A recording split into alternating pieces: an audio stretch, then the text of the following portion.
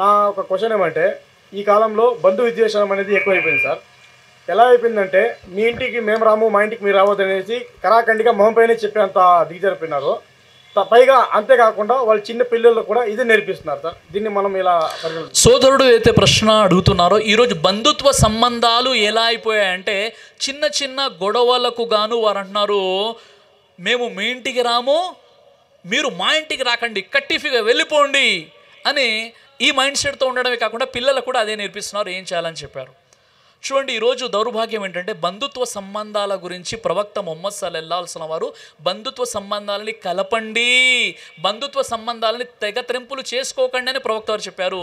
ఈరోజు దౌర్భాగ్యం ఏంటంటే చిన్న చిన్న విషయాల్లో, ఉదాహరణకి ఇంట్లో పెళ్లి జరుగుతుంది, ఆ పెళ్లి జరుగుతున్నప్పుడు ఒక బంధువుకి మీరు వెడ్డింగ్ కార్డు ఇవ్వలేదు, వివాహ పత్రిక ఇవ్వలేదు, మర్చిపోయినప్పుడు ఆయనకు తెలుసు కదా, ఫోన్ చేసి అడగడు. ఆయన కూడా ఈగోలో ఉన్నాడు. అమ్మ మేకస్ అనేది అయితే సబ్కు దేతే హేలో అని చెప్పేసి ఆయన ఎదురు చూస్తున్నాడు. మీరేమో పాపం మర్చిపోయారు. చివరికి పెళ్ళి అయిపోయింది.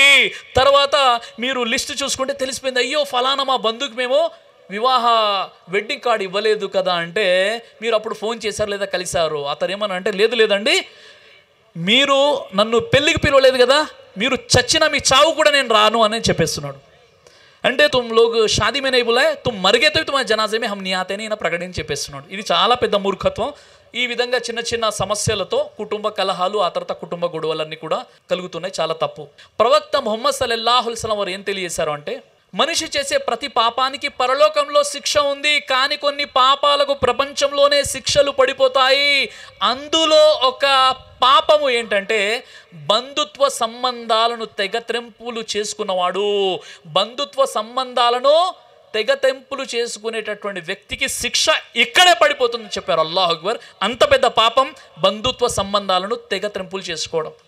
ఎంత పెద్ద విషయం ఇది. ఒకవేళ మీరు గనక మీ బంధువులతో గొడవ పెట్టుకొని మా ఇంటికి మీరు రాకూడదు, మీ ఇంటికి మేము రామని బైకాట్ చేసినట్లయితే అలాంటి వ్యక్తి పరిస్థితి ఏంటి, ప్రపంచంలో నేను శిక్ష విధిస్తాను అని అల్లాహ్ సుబ్హానహు వ తఆలా ప్రవక్త ముహమ్మద్ సల్లల్లాహు అలైహి వసల్లం ద్వారా తెలియజేశాడు. ఇప్పుడు మనం ఏం చేయాలి?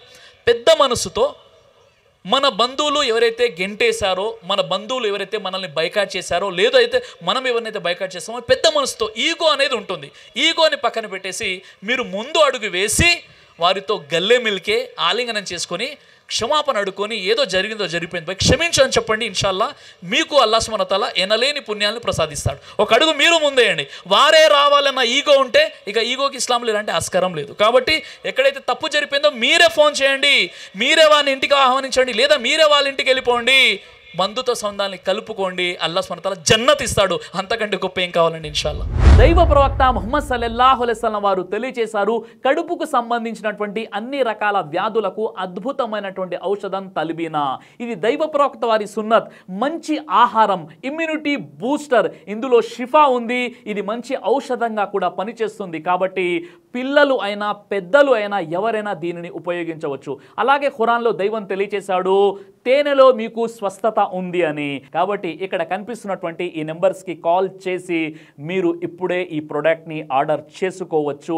కొరియర్ ఫెసిలిటీ కూడా ఉంది.